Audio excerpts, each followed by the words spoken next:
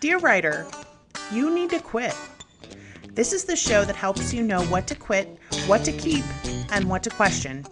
My name is Becca Syme, and I'm a Gallup certified strengths coach with thousands of hours of coaching 6 and 7 figure authors, mid-listers, major award winners, and new authors alike because everyone needs to quit something. Anyone can tell you what worked for them, and of course, they say it might not work for you, but they can't tell you why. Well, I can tell you why. Welcome to the QuitCast. Hi, everyone. Welcome to the QuitCast. We're going to talk about productivity today and what is the most important decision that most of us can make about being more productive in 2021. Of course, in the beginning of the new year, everyone is obsessed with how do I get what I want out of the year. And we're going to do a couple of different videos in this series. One will be specifically about small choices that we can make. Another will be questioning the premise of planning for an entire year, black and white thinking. That's going to be later. But today I want to talk about the most important small decision you can make in order to be more productive.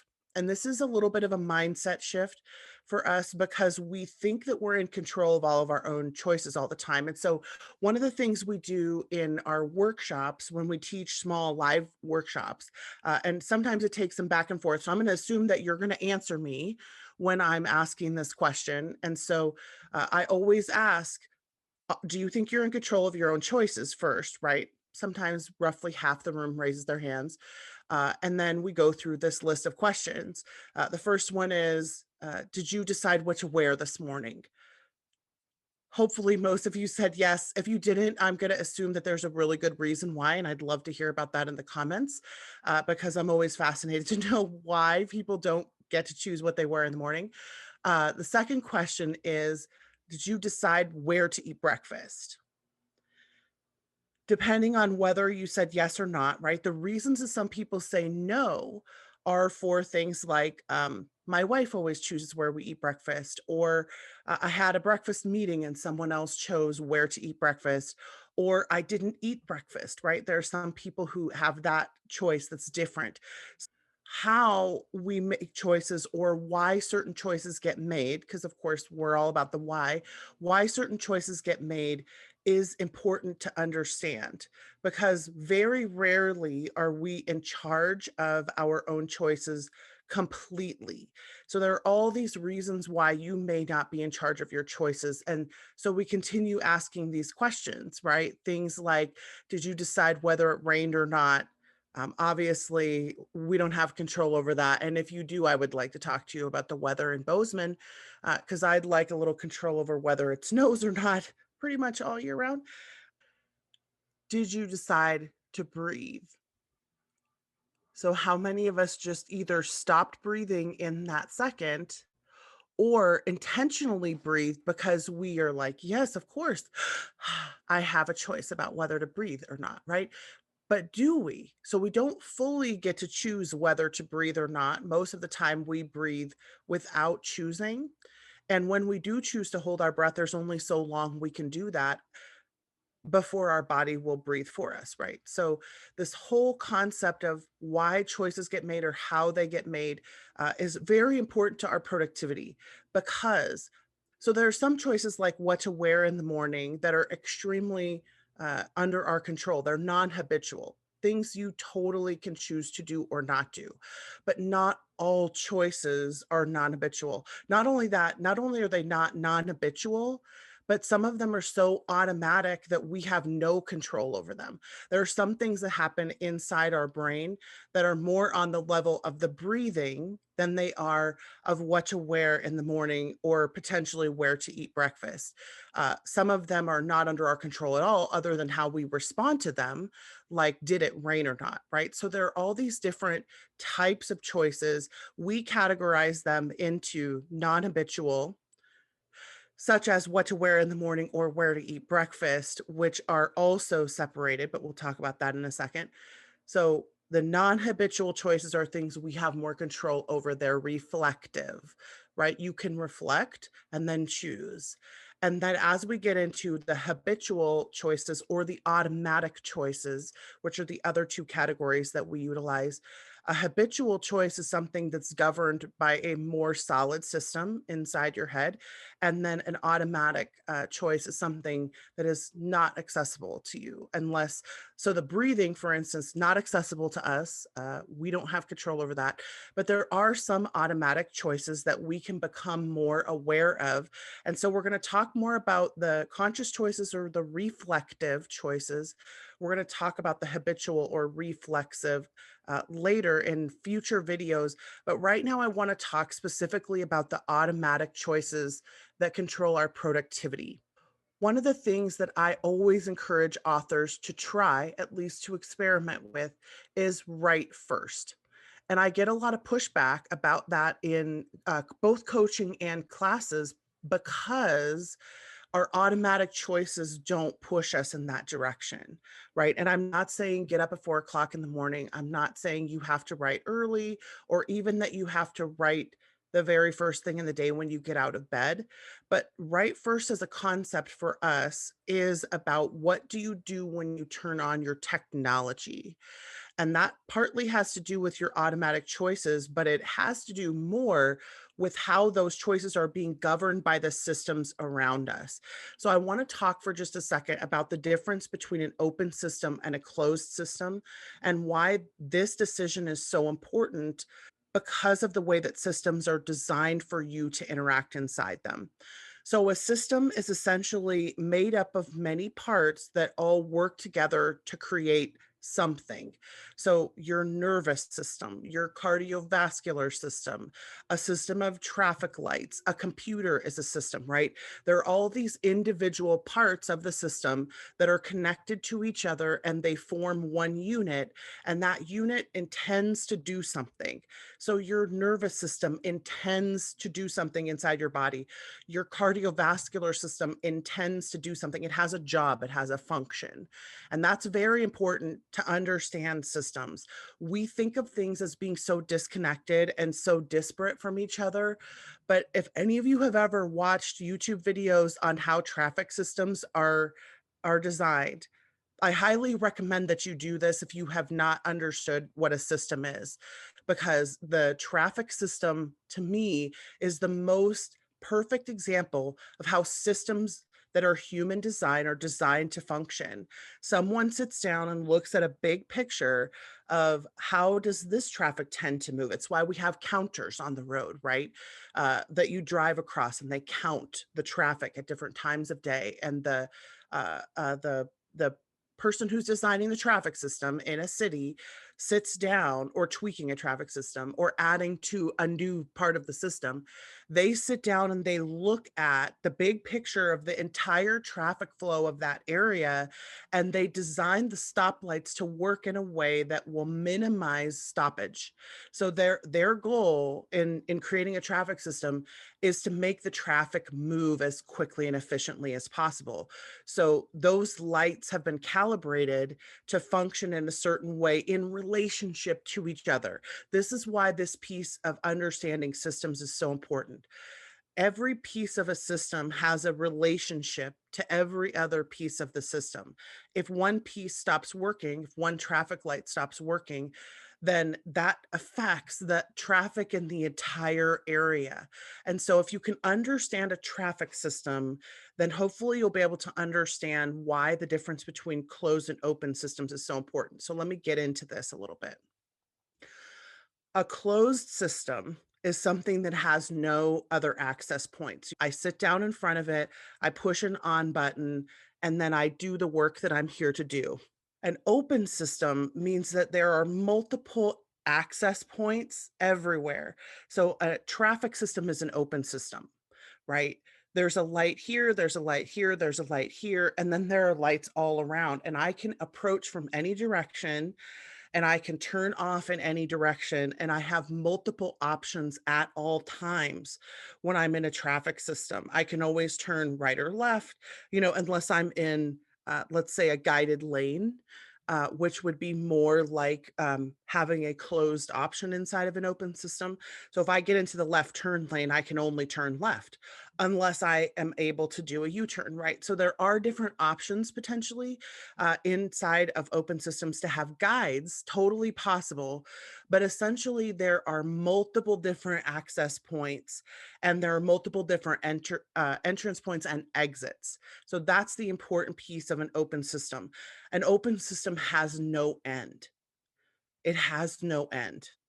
That is very important to understand about a closed versus an open system. All right. So if I have a closed system and I enter, then when I reach the end of that system, and think of a maze, right? When I reach the end of that system, I'm done with the work. The work is completed, and then I exit on the other side. That's a closed system. When I have an open system, I can endlessly loop. I never reach the end. I am constantly moving, and the encouragement inside of an open system is to constantly be moving. Think of your cardiovascular system. Your blood never stops moving. When your blood stops moving, you die, right? Like that is the point of the cardiovascular system, is to keep you alive, but it's an open system. The blood goes multiple different places and it doesn't have an end. So when you think of a closed system versus an open system, the difference between them can impact your productivity in such a huge way. What I want us to consider, the one choice that I want us to try making, is to enter closed systems on our computer when we sit down to write. So many of us sit down at our computer, and the very first thing we do is what? The very first thing we do is click on the Safari or the Chrome or the Firefox or the mail icon, right? There is an endless loop inside of Safari for me to be able to go to more places. It never ends. I'm constantly in an open system on Safari. Every time I see something that interests me, I can click to a new thing, and it encourages me to stay invested. Social media platforms are open systems. The point of social media platforms is to get you inside from all these potential different entry points, and then to help you stay inside or go to another social media platform. The whole point is that they're designed to keep you engaged the whole time. So when you're on the internet or on your phone, you are in an open system. At any time, you can stay engaged in the content and you can continue to go farther and farther in, and you never reach the end of the work, right? Open systems are very dangerous for productivity. This is why I highly recommend, if you're going to do open system work, social media work, um, work on the internet, anything on a website, email, anything like that, I highly recommend that you set timers when you do those things, if you are pressure prompted, especially, so that you know how long you're spending doing them. Because so much of what happens inside of open systems, think of the mall, right? The mall is an open system. It encourages you to stay inside the system and continue going. You never reach the end. Even when you get all the way to the other side of the mall, there still is more to do, and there are more people to see, and there are more shops. There's more shopping to do, right? Not that you can't intentionally go to the mall and only go to one place. That's not the point. But I talked in the beginning about the most important decision that you could make for your productivity. And the most important decision for me, this is how we coach people, are making these very small choices that have to do with your automatic decision making skills, things that you are not aware that you're doing, or things that you don't have as much control over, and to try to give you more control over those choices. So if all you did, instead of opening the internet or instead of opening your email, was to open your manuscript first when you sit down at your computer, and of course this means no scrolling social media, don't reach for your phone first thing in the morning, right? Because the first thing you do in the whole day is to just open the manuscript. That's what we want you to do. Your manuscript is a closed system.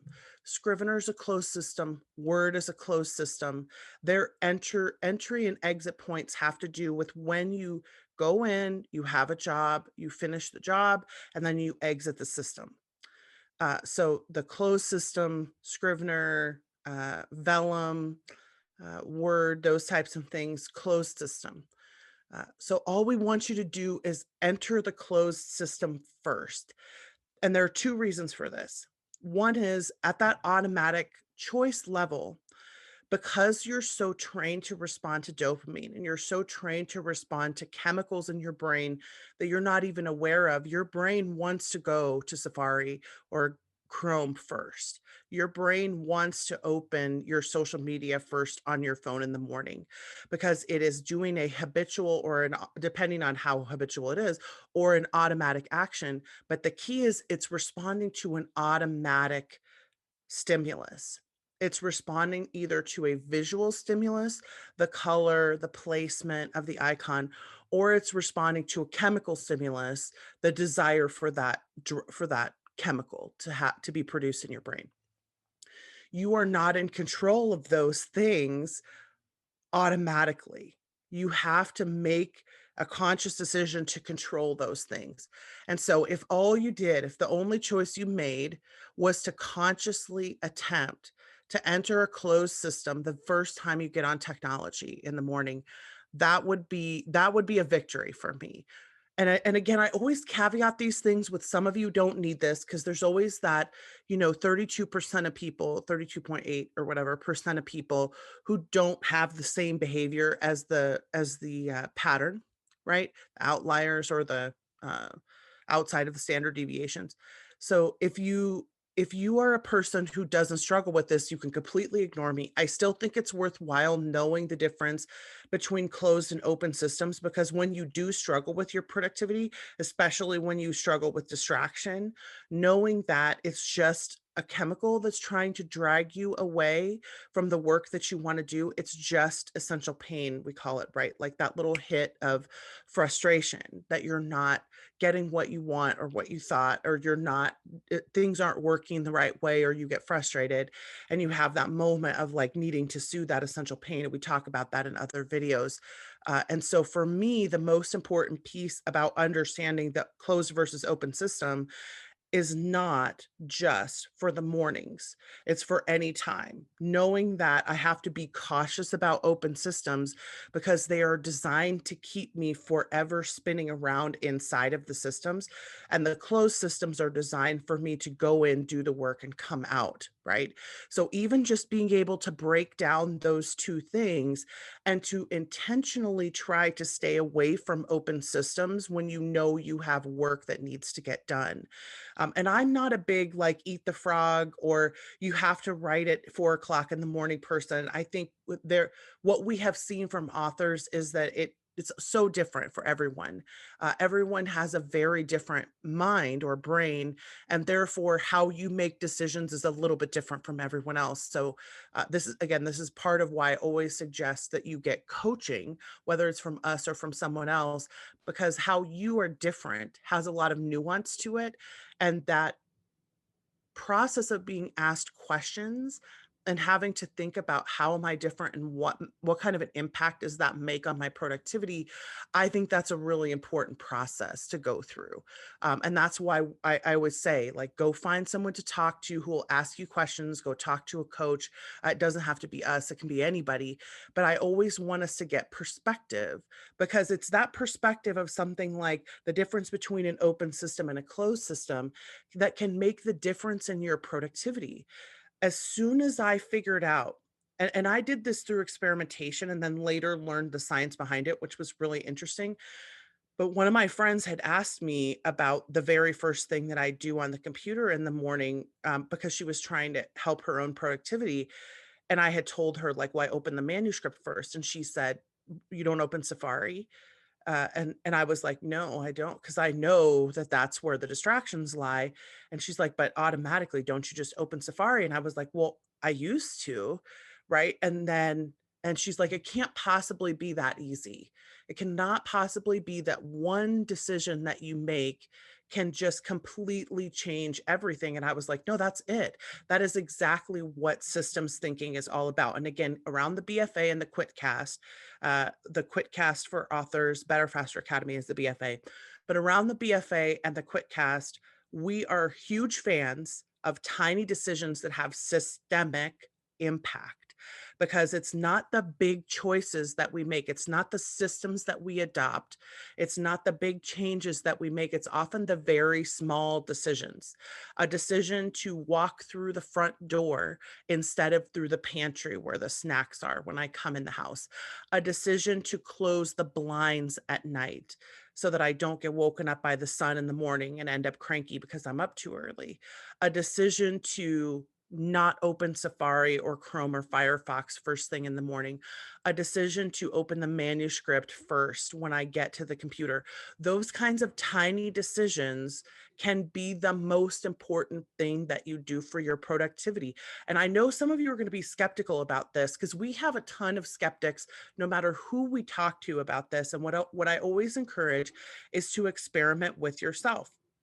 Try it. Just sit down at your computer in the morning and see where your eyes go. Just take a notice. Open your phone, see where your eyes go. Do it several times. My guess is that you're going to see that they go to the same place. I know exactly where my icons are that provide the dopamine hit that I'm looking for.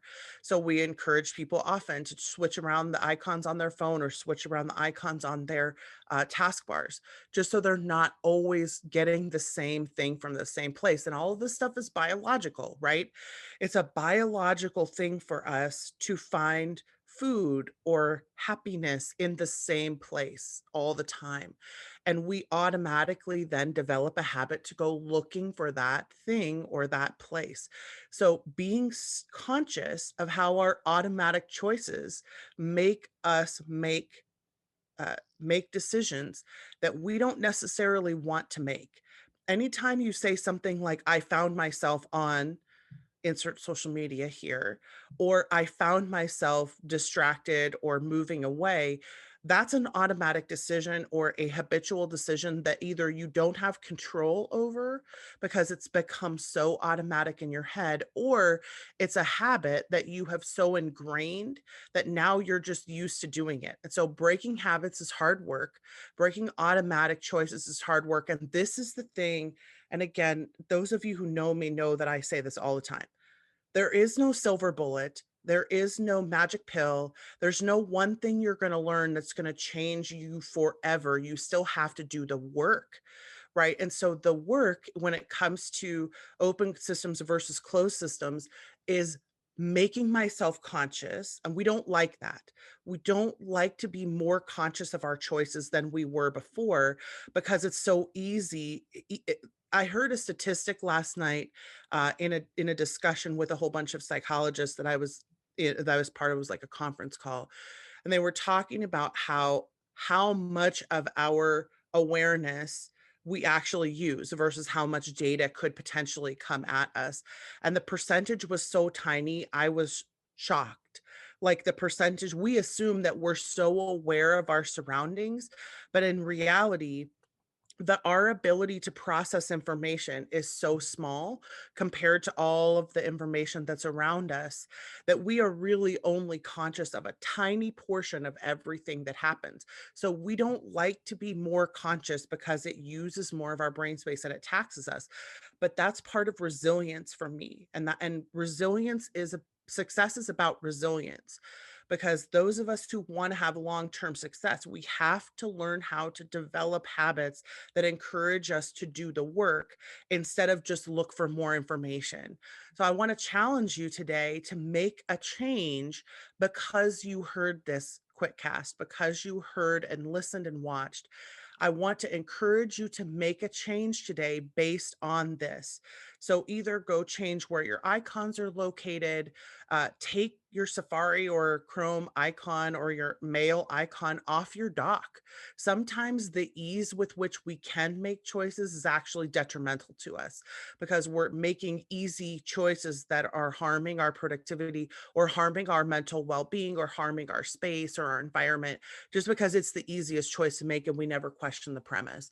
So because bringing consciousness to a choice can be really painful, I just want to say it may not be as easy as it sounds to just not open the internet in the morning and instead or in the afternoon whenever you get on the computer, or to not reach for your phone first thing when you get out of bed. It may not be as easy as it sounds to do that. You may not have as much control as you think, and that's okay. I think it's so important to have the consciousness that it's worth a little bit of essential pain in order to make that happen. So I'm going to challenge you, if you're listening to this, I want you to go onto your computer and move around your icons. I want you to open your manuscript and leave Scrivener, Word, or Vellum open overnight. So the first thing that comes up in the morning when you pull your computer open is your manuscript. Because when we say write first, and that's my most common advice that I give, to probably 70% of people, is just try this out and see if it works. But when we say write first, I don't mean wake up at an ungodly hour of the morning and write. I don't mean don't walk the dogs, don't take care of the kids, don't do any of that. I mean, the first thing you do on your technology needs to be a closed system and not an open system. So if you can have some other closed system, like if you have design software that you use or something like that, something that's extremely inaccessible to the internet, and where you go in and start and finish, and that's all you can do inside that system. So the difference between closed and open systems for me is one of the huge keys to productivity, because the more we allow ourselves access to the open system, the more we fall prey to those automatic choices, things that we have no control over. And especially because all of the companies out there who run these programs, all of the marketers, all of the advertisers, they all know exactly how your automatic system works. And if you don't, then you're constantly going to be falling prey to the tactics that they use to try to control your automatic system. So, again, this is not to try to make alarm anyone or anything like that. My hope in talking about closed versus open systems is to give us a little bit more control over our time. And what I'm going to encourage you to do again is to take some kind of action because you listened to this today. Do something. Pause this video right now, do something to take action on this. And then tomorrow morning, when you wake up, go to a closed system first. All I want you to do is open the manuscript. And again, the second reason that I want us to do this, to open the manuscript first, is that first things matter. What you do first sets the intention for what you want to do. And the more accomplished you feel with the first thing you do in the morning, the more likely it is that you're going to return to that thing. And that's just, again, that's another automatic decision making capacity. So first things matter. The two things we always say when it comes to this: first things matter. The other one is real quick as a lie. And we are constantly telling ourselves that it's okay for me to open the internet and go to Facebook because I can do it real quick. That is a lie that your subconscious brain is telling you so that you will give it what it wants, which is the dopamine hit, and that you'll continue giving it to your brain. So your brain is telling you that you can do this real quick and you have total control over it because it wants the drug. It's a druggie. You just need to cut it off. So I hate to be this harsh about it, but I feel like we trust our internal voice way too much. We need to question the premise of our own brain way more often than we do. So again, closed versus open systems, super important. Hopefully I was clear. I always feel like I'm just like hanging out in the clouds up here on the 50,000-foot level. So if you have questions, please do ask them in the comments, or also feel free to come by our Strengths for Writers Facebook group and sign up there if you've taken your Clifton Strengths test, and you can ask questions there. Also, the other place we do have contact is through our website. So if I was just not clear enough, please do ask questions here so that we can answer them. But I hope that you will take some action to have more control over the open systems in your life today, and to be conscious of not getting into open systems unless you know that you have an out. And that's why I suggested the timers and or doing things before you have a deadline. So a lot of times I will get on my social media right before I have a deadline. Like I have a call coming up here in 10 minutes. And I know that if I go on Facebook really quick, I will come out of Facebook for the call. I'm not going to lose time because the time pressure of that call is so important. And so having some kind of something that brings more consciousness and awareness to the amount of time that you spend inside open systems is super important. If you have nothing pressuring you to get out of the open systems, you will not get out of them.